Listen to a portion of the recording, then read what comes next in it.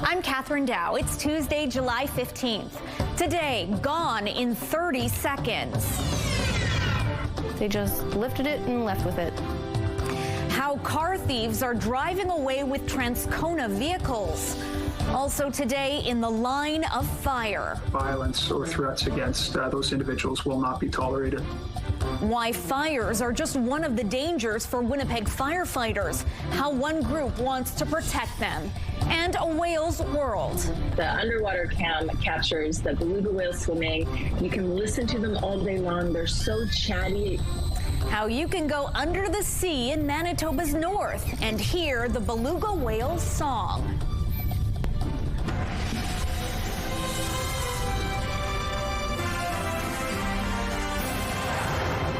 Good afternoon. Thanks for joining us. Marilee is away.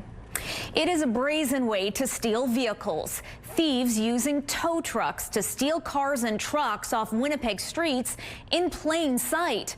And now we're hearing about more incidents after we first showed you the story last night here on CTV News.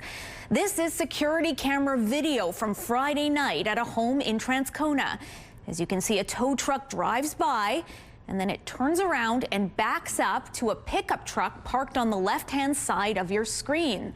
The tow truck then simply lifts the pickup truck and drives off. That's just how quickly and how easily these thieves operate. We'll bring in CTV's John Hendricks now with more. So, John, there's another incident I understand to tell us about today. Yeah, Catherine, a CTV News viewer saw our story yesterday and contacted us. Taya Sawa also lives in Transcona. Now, she says the exact same thing happened to her, and she has the video evidence to prove it. Now take a look. This is security camera footage that Sawa gave us. It's from 1:30 in the morning on Monday. That is her red 2005 Dodge Caravan that you can see parked on the street. Now just watch how fast all of this unfolds as the tow truck takes off with her van. As you can see, it's backed up to it, slides the wheel lift underneath, lifts it up, and then drives off. Simple as that. Now, from the time we see the tow truck to the time it drives away is less than 30 seconds. Hardly any time for the owner to ever realize what was happening. And it's left Sawa with no way to take her kids around town. Mostly it's just the appointments that I'm worried about, like just getting my kids places and going and doing things with them. That was the biggest thing about it, was just how it's going to affect my kids. Because I can walk, I can take the bus, like I can figure out alternative transportation. I was really angry at first, and then, you know, just processed that and had a good cry about it too. And now when I watch the video, I kind of can't help but laugh at just how fast it was. Sawa has filed a stolen vehicle report with the Winnipeg Police Service and an insurance claim with Manitoba Public Insurance. So, John, what are Winnipeg police saying about these vehicle thefts? Catherine, we've reached out to the Winnipeg Police Service about the two incidents that we've shown you, and they got back to us in an email saying the Property Crimes Unit is aware of reports of vehicle thefts by tow trucks and is actively investigating. And they write, if you spot a theft in progress, please call 911. And if you have any information or surveillance video to share, you can call Winnipeg Police or Crime Stoppers. All right, thanks for this, John. The wildfire situation remains dynamic across parts of the province's north as crews continue to try to keep those flames from getting any closer to several communities. On social media, the town of Lynn Lake says the fire 9 kilometers to the south on the bottom of your screen there is near hydro infrastructure. And while crews have built up fire lines, it's not yet out of danger. As for the fire to the north, it's around 80,000 hectares and still considered out of control, but it hasn't changed much in the past week. Over in Thompson, officials say the main goal today was to finish wrapping the west flank. Another fire did pop up west of the city last week, but it's unclear at this time just how big it is. Meantime, on the east side of the city, several tankers and helicopters are keeping that fire at bay until crews can get to work setting up fire lines. And crews are said to be making good progress keeping the fire to the south at bay, such that they should soon be able to start clearing vegetation and building fire breaks in that area. Meanwhile, Thompson is still reminding people to keep their bags packed in case an evacuation becomes necessary. Crews are responding to 122 active wildfires across the province right now, and the government continues to prep shelters in Winnipeg and Portage-la Prairie in case more communities are evacuated. Some Manitobans without health cards can now receive care from doctors in hospitals. Doctors Manitoba says physicians are now able to use good faith billing. It means they can bill regional health authorities for treating patients who don't have a valid Manitoba health card. Eligible patients include newborns, new residents of Canada, those experiencing temporary homelessness, and people released from incarceration. In a news release, Manitoba Health Minister Uzoma Asagwara says good faith billing gives physicians more time to focus on patients instead of chasing down paperwork. The billing doesn't cover tourists from other countries, patients from Quebec, transients, and most out-of-province students. Doctors Manitoba says to be eligible for good faith billing, services need to be provided in a hospital. The United Firefighters of Winnipeg says more needs to be done to protect first responders.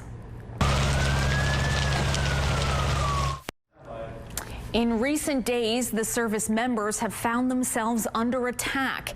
In one recent incident, a firefighter was hit in the face with a metal pipe while on a call.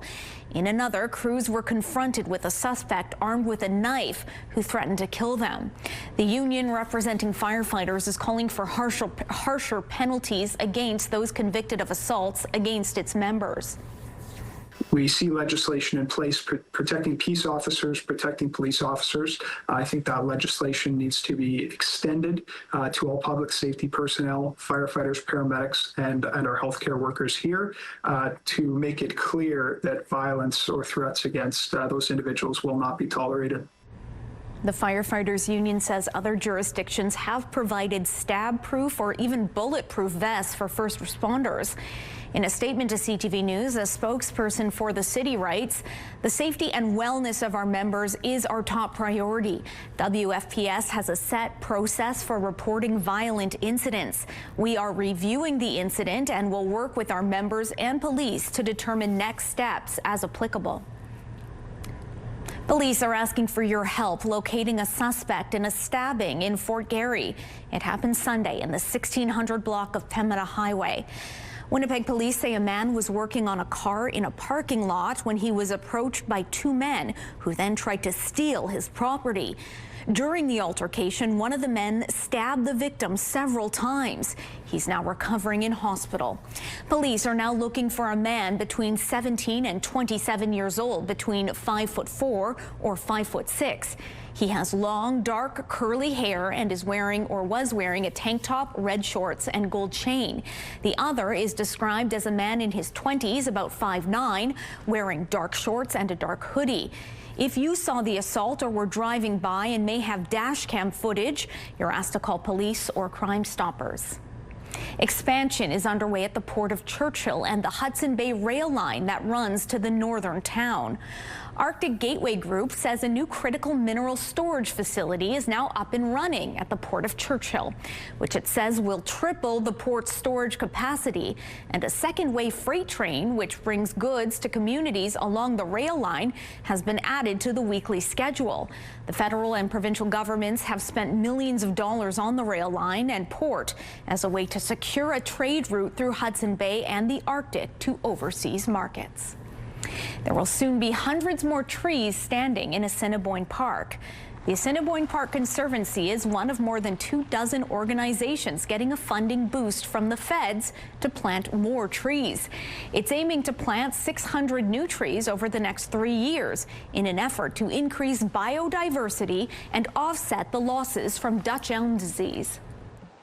Losing trees to Dutch elm disease, elm trees in particular, is a large concern because elms are the dominant species across the city and in the park too.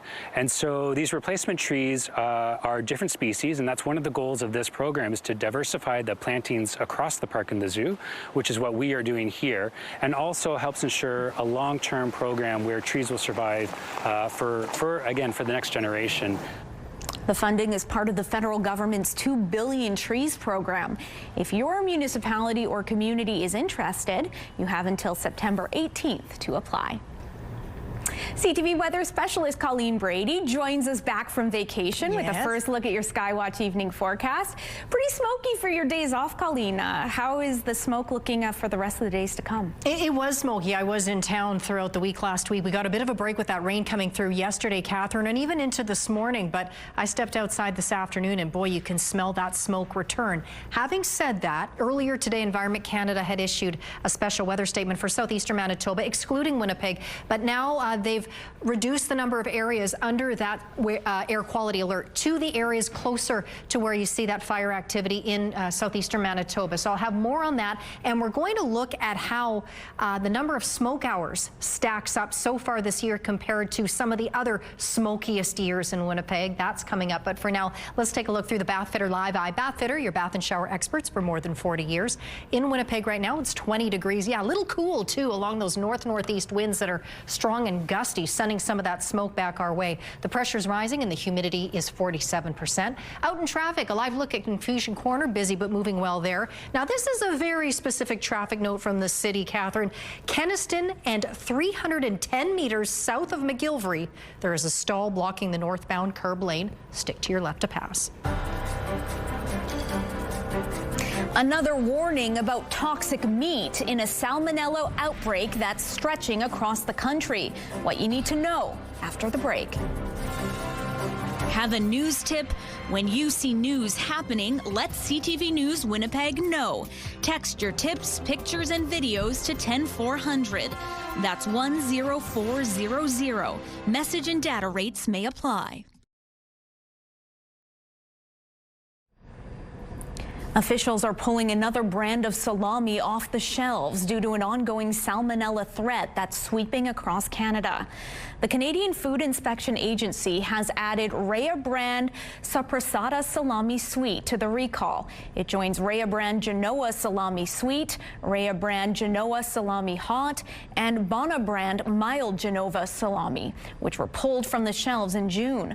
The products were linked to salmonella outbreaks in Ontario, Alberta, and Manitoba, and now Quebec has been added to the list. 84 people have gotten sick and 9 have ended up in hospital.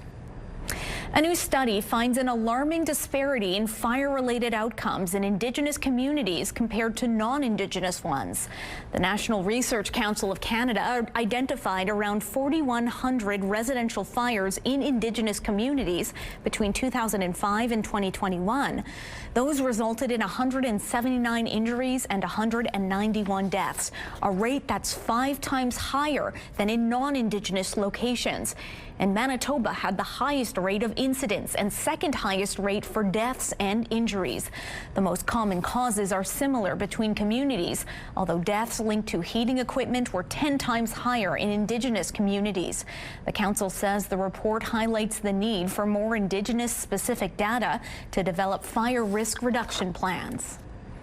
The Winnipeg Police Service is requesting the public's help in locating a 54-year-old man who's been missing for 2 years. Police say Alan Childs was recently reported missing, having last been seen in November 2023 in the St. Boniface area of Winnipeg. Childs is described as 5 feet 7 inches tall, with a thin build, short blonde hair, blonde goatee, and blue eyes. The Winnipeg Police Service is concerned for Alan Childs' well-being and ask anyone with any information on his whereabouts to contact the Winnipeg Police Missing Persons Unit at 204-986-6250. The Winnipeg Blue Bombers are hoping to exact some revenge on the Calgary Stampeders on Friday night. Kolaris looking to throw again. Far side intercepted. It's taken away. The Stamps handed the Bombers their first loss of the season earlier this month. It was a lopsided score of 37-16. Winnipeg's defense has had a hard time getting to opposing quarterbacks, but Bombers head coach Michael O'Shea says he's not concerned. His focus is on holding their opponents back by any means necessary. I've never talked about sacks. I would be more pleased if every time they got near the quarterback they took the ball away, because the sack that's high school. taking the ball away is pro. The Bombers host the Stampeders this Friday at Princess Auto Stadium. Kickoff is 7:30. It was a record-setting weekend for the Winnipeg Folk Festival. Just how many people flocked to Birds Hill Park? The answer is next in Spotlight.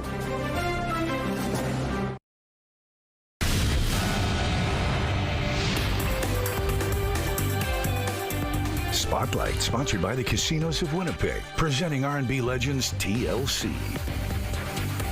Colleen Brady has your Spotlight today, and 50 years of Folk Fest is now in the books. The record books, that is. That is right, Catherine. And organizers say this year's semi-centennial celebration was a smashing success.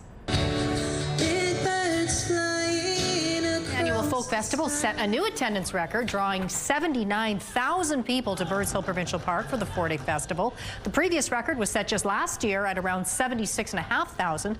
The lineup featured returning favorites such as Jason Bell, Bruce Coburn, and the Cat Empire, along with new artists like Peach Pit and Mavis Staples. The 51st Winnipeg Folk Festival is scheduled for July 9th to 12th, 2026. That's impressive considering it was so smoky outside. Didn't drive people away. Nope. Okay, just outside our CTV studios here downtown, we are watching crews transform Graham Avenue every single day. And we sure are. 4 blocks of Graham Avenue is now a pedestrian zone, and we're learning more about how the area is being transformed. There's 2 artists per block. You can see the kind of hockey rink shaped areas. So each of those is a unique artist. And then there's 1 artist in between that ties everyone together. Those artists created the public art that runs along the street. Flowers and pinks and oranges and yellows give the area a pop of color. And work is underway on lighting. New lights have already been installed under the Skywalk by Canada Life Centre, and 7 other unique installations will be going up along the avenue in the coming weeks. The city is hoping to get funding to do more permanent interventions. Right now it's a pilot project, so we're testing to see what works, what people react positively to, and then things will change as we go forward. The Downtown Winnipeg Biz says overall response has been positive. The city is also tracking use of the pedestrian zone. Results from that are expected in the fall. It's so fun to watch it come together slowly but surely. Well, we have that bird's eye view looking down from our studios. And we're looking. To watch. We're very nosy. We are watching. Yes, we are. Meanwhile, Motorcycle Ride for Dad riders can now show their support all year round. Catherine, it's a new way to support the Manitoba Prostate Cancer Support Group. For guys over 40, get checked. That is the awareness organizers hope to raise with the new specialty license plates. They are now available for motorcycles, cars, and trucks through Manitoba insurance brokers. $30 from each plate sold will go toward the Manitoba Prostate Cancer Support Group. Physically, they may remove the disease from you, but mentally it stays with you forever. And the support group does great work, both with men during their battle with prostate cancer and after. Since 2009, the Manitoba Motorcycle Ride for Dad has raised over $5.7 million, including $700,000 this year alone. Looks really neat. All right, thanks for that, Colleen. You're welcome. Your primetime lineup kicks off at 7 with E-Talk, followed by Amazing Race Canada. Then Battle of the Generations wraps up at night at 10, all right here on CTV. Women's clothing provided by RW & Company. Salon services provided by S&Teak Spa Salon.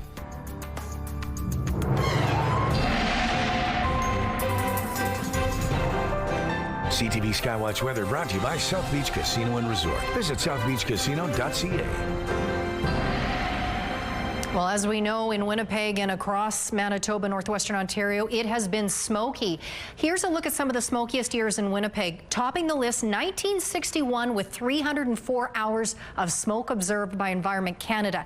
Second thing I want to point out, this year, 2025, so far is the 3rd smokiest year. Now, that was as of 1 o'clock this afternoon, 172 hours. And then the last thing I want to point out that's interesting, if you look at 4 of those 5 years, have all been the most recent years, with the exception of a break we got in 2022. Well, we had a break yesterday and this morning from the smoke, at least to a certain extent, but a special air quality statement is back in effect tonight. Out in eastern Manitoba, southeastern up into eastern Manitoba, where those fires continue to burn there.